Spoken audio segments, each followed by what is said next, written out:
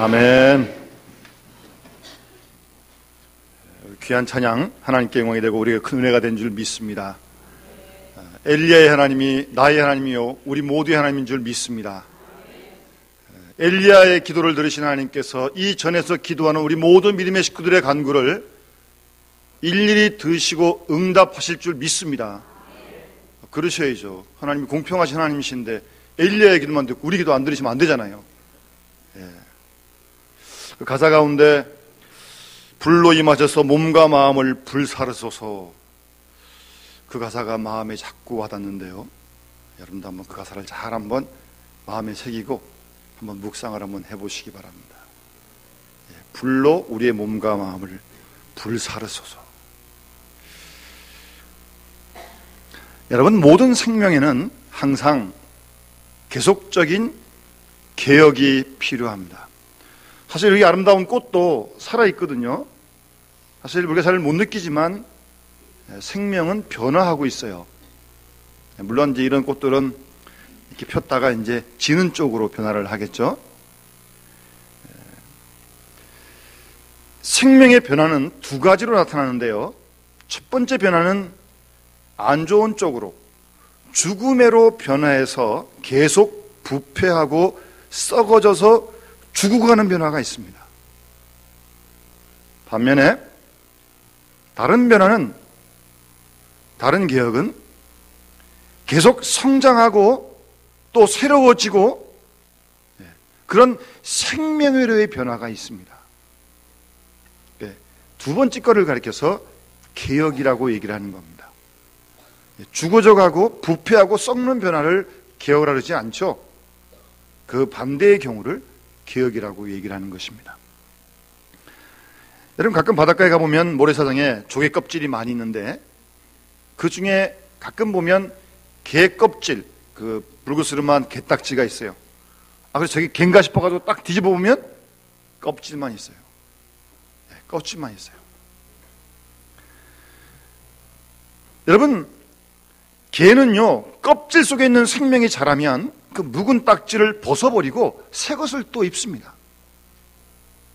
얼마 전에 우리 개철이 다 지나갔는데, 개는 그 아무 때나 드시는 것보다는 소갈이 꽉 찼을 때, 이 게딱지를 딱 벗기 직전에 그때 드시는 게 제일 맛있다고 합니다. 참고하시면 되겠습니다. 여러분, 생명이라고 하는 것은 낡은 것, 그리고 아주 고착되어 있고 고정되어 있는 것, 그것을 자꾸 벗어버려야 성장하고 새로워지는 거 아니겠습니까? 우리의 모든 생각이 다 옳은 거 아니지 않습니까?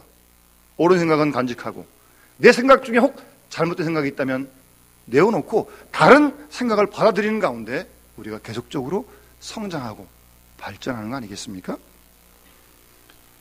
그렇게 되어지는 것이 개혁인데, 그런 개혁은 계속적으로 되어집니다. 한 번만 개혁하고 끝나는 게 아니라 또 개혁하고 또 개혁하고, 주님 우리를 부르신 그날까지, 주 앞에 서는 그날까지 우리가 항상 새로워져야 하는 것입니다.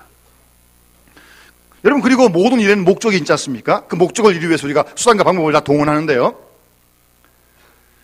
그런데 이 목적을 향해서 수단과 방법을 다 기울이고 총력을 기울여 보게 되면 어느 사이인가 이 일을 하는 목적을 간혹 잃어버릴 수가 있어요. 너무 수단과 방법에 총력을 기울이다 보면 말입니다. 그래서 정말 누구를 위해서 종을 이루는지 그 목적을 잃어버릴 때가 종종 있습니다.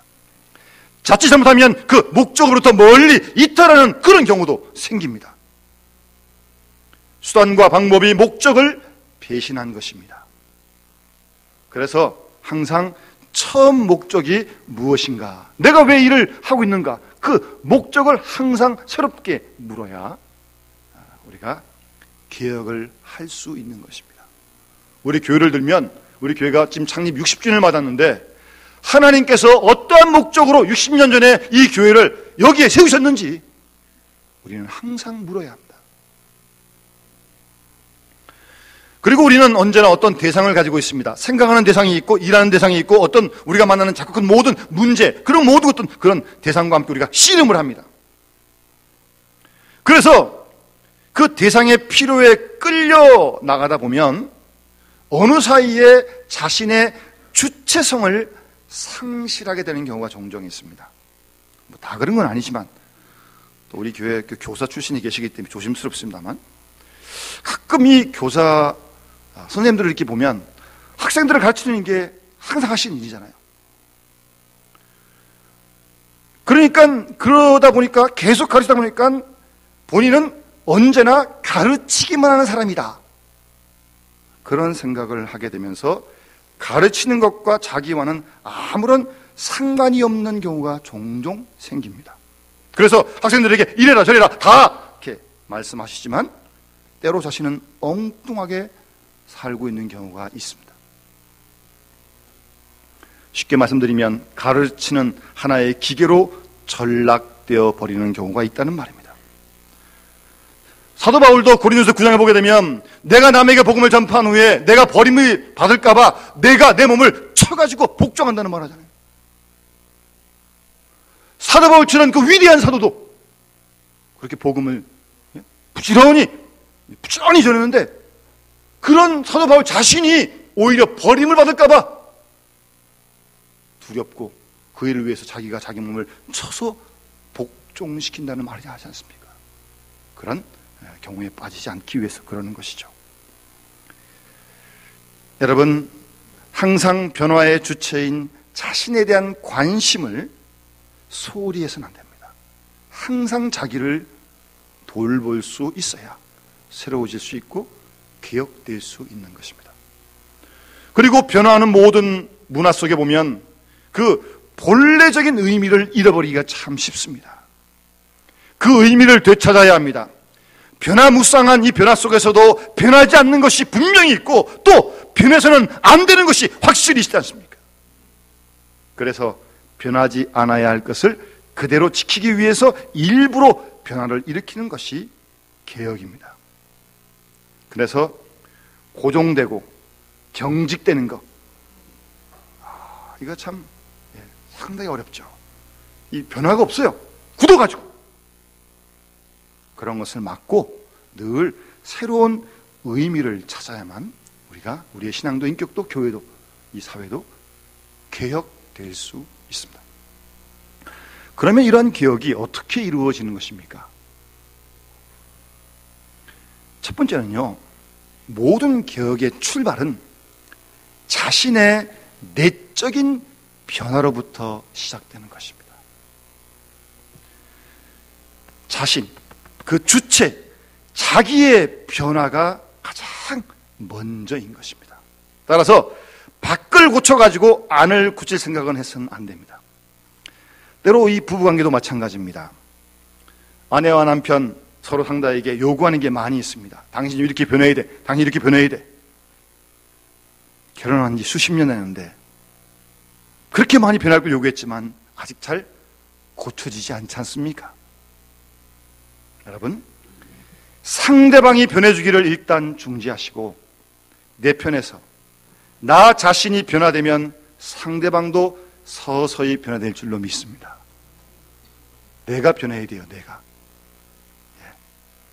나는 부동자세로 그냥 가만히 있으면서 저쪽만 고쳐라 뭐 세상이 어떻고 뭐 세상이 이래서 되겠느냐, 그렇게 떠들어 보면 시끄럽기만 하고요, 남는 것 싸움밖에 안 남습니다. 변화의 주체인 나 자신이 먼저 우리의 생각을, 스스로의 생각을 바꾸어야 합니다.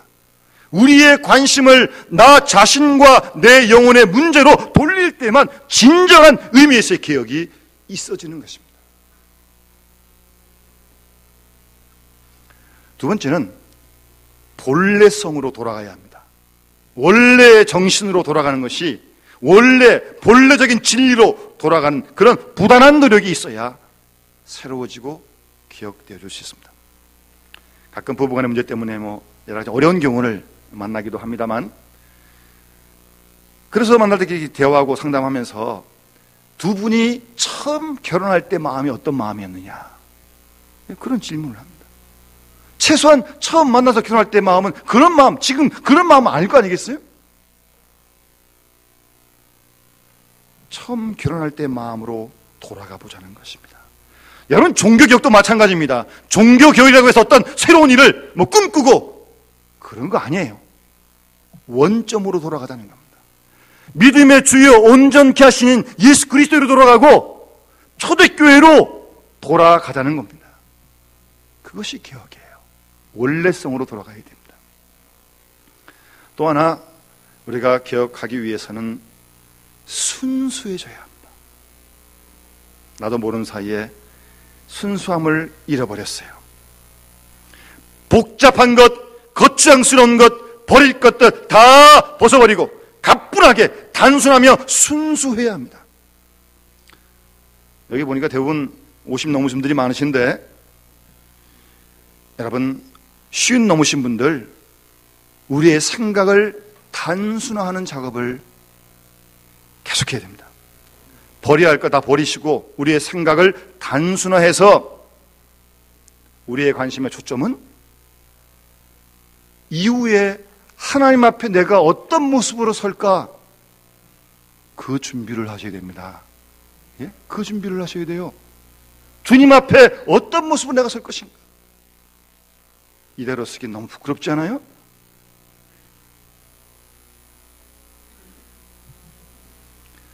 우리의 남은 시간은 그런 관심으로 시간을 많이 투자해야 됩니다. 바로 그것이 개혁입니다. 사람이 순수해질 때 힘이 발동되고요, 사람이 순수해질 때 생명력이 꿈틀꿈틀거립니다. 그 생명력이 나를 변화시키고 우리 가정을 변화시키고 우리 교회를 변화시키고 이 사회와 역사를 변화시키게 되는 것입니다.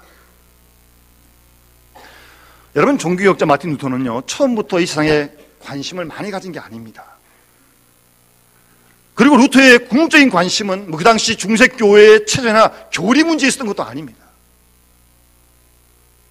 루터의 주된 관심은 첫 번째로 자기 자신이었습니다.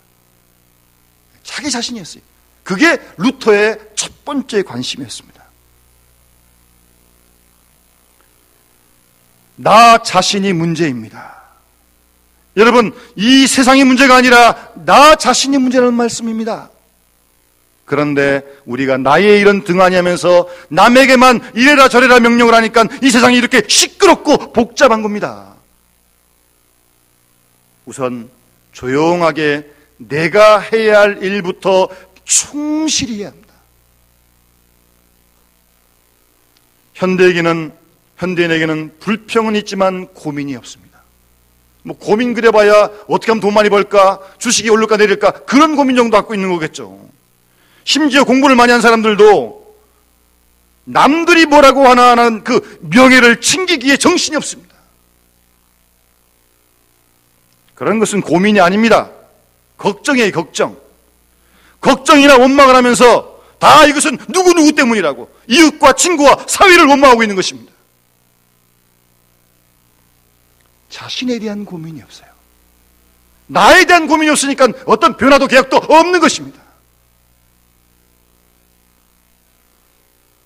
그리고 자기 죄에 대한 고민이 없습니다. 어디를 둘러봐도 모두가 다 빠져나갈 궁리만 하고 있지 책임을 지고 이게 나 때문이라고 하는 사람 아무도 없어요. 내가 죄인입니다라는 사람 아무도 없어요. 그래서 답답한 것입니다. 문제는 내 죄요, 내 잘못입니다.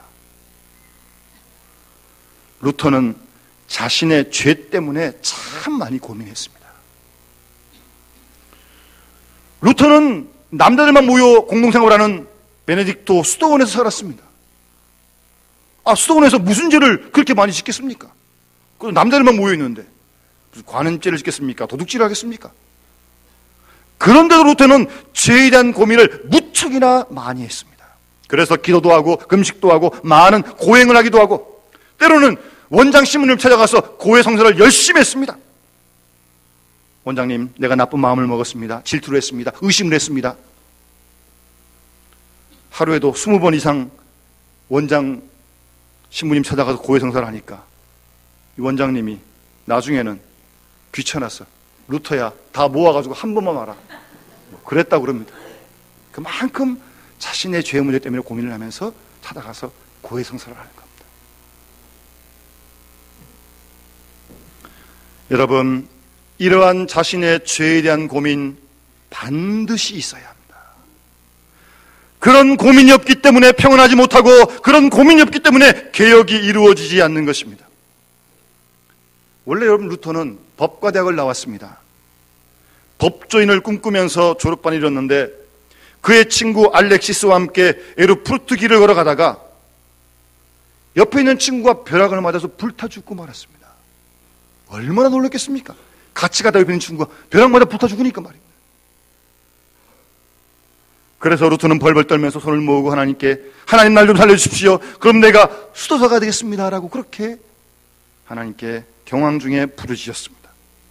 루터는 그때의 충격을 잊지 못하고 결국 수도원으로 들어가게 된 것입니다.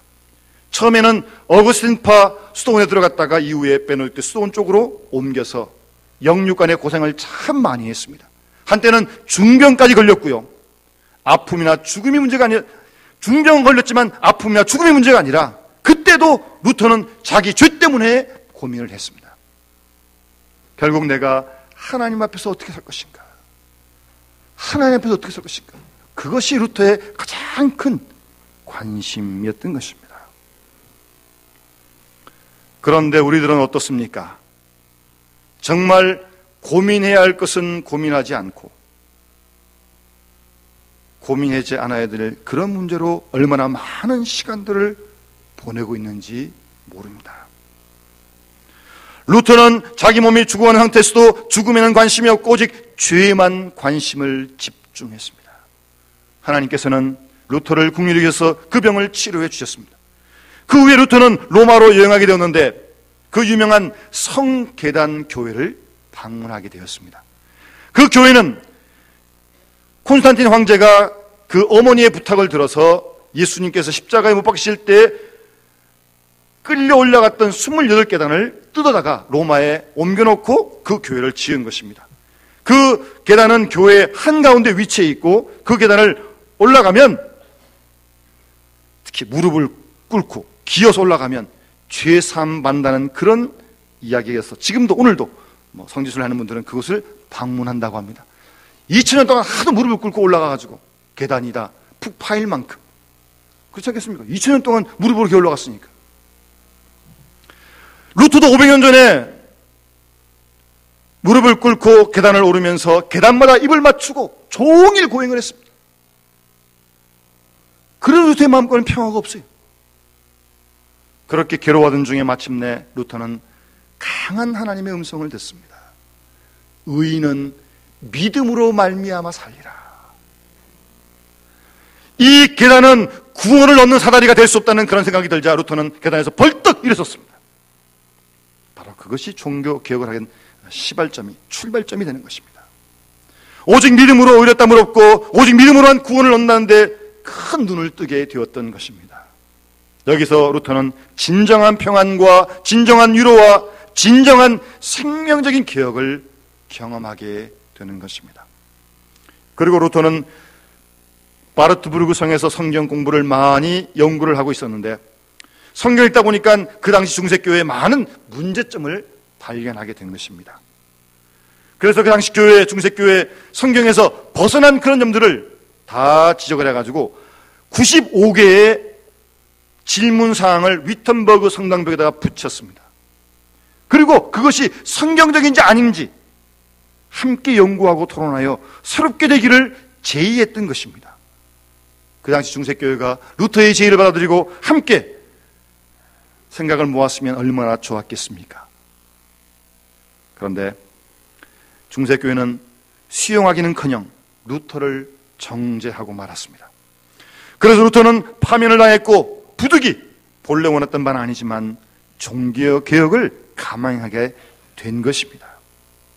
그 종교개혁적 사상이 오늘의 칼빈주의를 이루었고 오늘의 자본주의의 밑뿌리가 되었던 것입니다.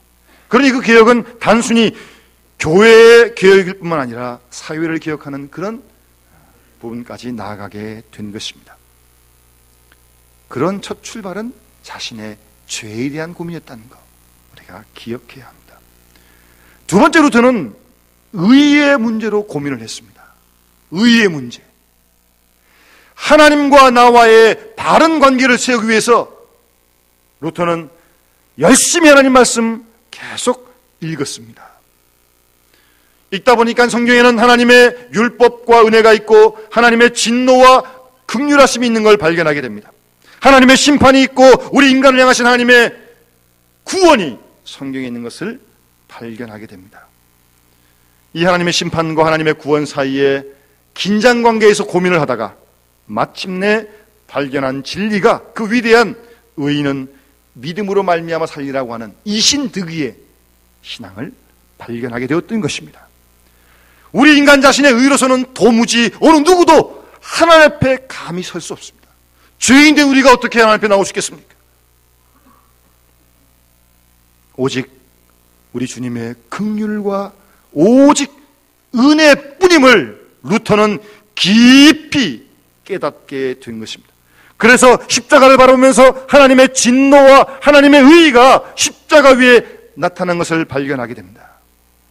루터는 창세기 주석 가운데 말하기를 온 인류를 향한 모든 죄가 십자가 위에 떨어지게 될 때 주님은 그 아픔을 참지 못하시고 울부짖기를 하나님이여 어찌하여 날 버리시나이까라고 절규하게 된 것이라고 그렇게 루터는 말을 합니다.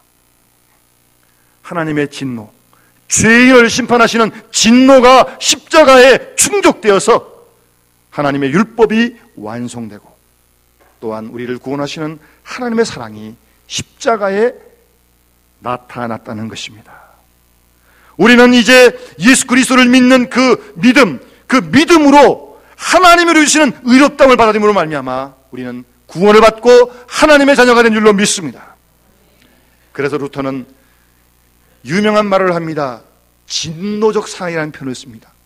죄에 대한 진노는 분명한 것이고 그러나 우리를 구원하시는 그 사랑이 십자가에 나타났다고, 진노적인 사랑이란 아주 유명한 말을 하게 되는 것입니다. 하나님의 그 진노적인 사랑이 주체가 되므로 내가 행하는 의가 아니라 그 의를 받아들이는 믿음으로 수용하는 믿음으로, 그래서 의롭다함을 얻는 그 의를 통해 우리가 하나님의 자녀가 됨을 루터는 확실하게 믿게 되었던 것입니다. 그리고 루터는 사람의 말에 귀를 기울이지 않았습니다. 인간적인 권위나 교회의 권세에서 완전히 떠나서 오직 하나님 말씀으로만 이야기했습니다. 성경 이외에 어떤 무엇도 받아들일 수 없었고 모든 것은 다 일축해버렸습니다.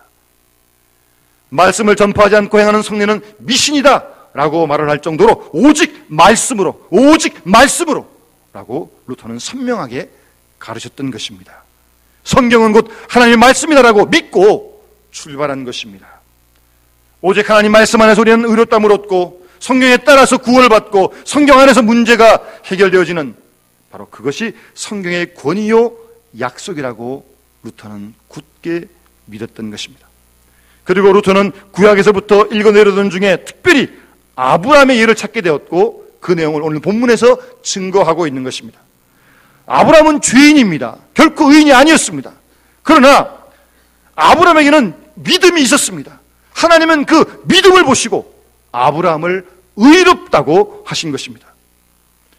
그 사건은 율법이 십계명이 있기 훨씬 전의 일 아닙니까? 십계명 출애굽기에 나오니까요. 이미 벌써 그때 은혜의 약속이 있었던 것입니다. 그 당시 아브라함은 나이가 100세요 아내 사례는 90된 노인이었습니다. 단산한 지 오래되었기에 인간의 생각으로는 아들을 낳는 것 전혀 불가능한 일 아닙니까? 그런데 하나님은 내가 아들을 낳으리라고 엄청난 약속을 주셨는데 놀랍게도 100세 된 아브라함이 그 하나님의 약속을 믿습니다. 오늘 본문에서 보는 대로 아브라함은 자기 몸에 죽은 것 같음과 사라의 태에 죽은 것 같음을 알고도 믿음이 약해지지 않고 오히려 자기의 지식을 십자가에 못 박고 자기 지식을 완전히 부인하고 하나님의 말씀을 받아들이고 순종한 것입니다. 마침내 아브라함은 100세에 아들을 얻는 사람이 됩니다. 누가 아들을 낳았다 그것이 문제가 아니라 아브라함의 그 믿음으로 하나님께서 이삭을 주셨다는 것입니다. 여기서 우리는 우리 자신에게로 방향을 돌려서 한번 생각해 보아야 합니다. 여러분, 우리가 누굽니까? 죄 중에 태어나 죄를 먹고 마시다가 죄로 말미암아 멸망당할 그런 우리 아닙니까? 죽은 것과 같이 아무런 소망이 없는 우리를 하나님께서 부르시고 택하셔서 예수 그리스도의 피로 우리를 구속해 주시기에 우리는 지금 살아있는 것이고, 그 예수를 믿음으로 말미암아 우리가 의롭다함을 얻고 하나님의 자녀가 되었고, 이 시간도 주 앞에 나와 하나님께 예배를 드리게 된 줄로 믿습니다. 바로 이것이 믿음입니다. 믿음으로 말미암아 의롭다함을 얻는 것, 그것은 하나님 말씀과 성령이 우리에게 확증을 해주고 있는 것입니다. 끝으로 루터는 하나님과의 수직적인 관계를 소중히 여겼습니다. 누가 대신 기도하고 누가 중보하냐, 그것이 중요한 것이 아니라는 말씀입니다. 어느 성직자나 성자의 이름을 불러서 기도할 것이 아니라 내가 직접 질상직을 가지고 하나님께 기도하고 내가 또 직접 기도 가운데 하나님을 만나야 한다는 것입니다. 나 대신 누가 대신 헌금하고, 나 대신 누가 대신 봉사하고, 누군가가 대신해서 공로를 세워주고 속죄권을 팔아가지고 해결될 수 있는 그런 문제가 아니라는 말씀입니다. 문제는 나 자신이 하나님 앞에 믿음으로는 수직적인 관계를 이루어야 함에 루터의 관심이 집중되어 있었던 것입니다. 그럼 지금도 뭐 해외여행을 하시다 보면 여러분들 또 혹시 뭐 요즘 TV에도 그런 해외여행 기행 프로가 많이 나오는데, 오랜 성당에 가보면 촛불들이 켜져 있잖아요. 촛불들이. 촛불은 성경에서 이제 기도를 의미하는데, 그 여행을 하면서 들어가서 자기는 기도하지 않고 촛불이 나를 위해 기도해 주겠지, 그런 생각을 하면 안 되는 겁니다. 물론 촛불이 기도의 뜻으로 켜 있고 항상 기도하는 그런 뜻을 우리에게 말해주는 거지, 촛불이 어떻게 우리 대신 기도해 줍니까? 우리가 기도해야죠. 기도는 내가 해야 됩니다. 내가 믿음으로 하나님 앞에 바로 서야 합니다. 그런 하나님과의 수직적인 관계가 가장 중요한 것이다. 그런 다음에 우리가 뭐 이웃을 위해 중보기도 할 수 있죠. 그러나 내 기도를 누가 대신해 주는 건 결코 아니라는 말씀입니다. 여러분, 진정 개혁을 원하십니까? 새로워지길 원하세요? 이제는 조용히 침묵하고 우리 자신으로 돌아와야 합니다. 변수는 나 자신에게 있기 때문입니다. 그럼에도 불구하고 우리는 자신을 상실한 채 죄에 대하여 무감각으로 모든 잘못을 사회에 전가하면서 원망으로 살아가고 있는 것입니다. 이제 우리는 다시 한번 하나님과 나와의 직선적인 관계에 관심을 두고 오직 믿음으로, 오직 성경으로, 오직 하나님의 긍휼로, 그리고 오직 하나님의 영광으로 나아갈 때 진정한 개혁이 우리를 통해 이루어질 것이고, 우리가 가는 가정, 교회, 이 사회가 우리를 통해 새롭게 변화될 줄로 분명히 믿습니다. 이 일에 귀하게 쓰임받는 변화의 귀한 일꾼들이 되어진 축복이 함께 하시기를 주의 이름으로 축원합니다. 기도드리겠습니다.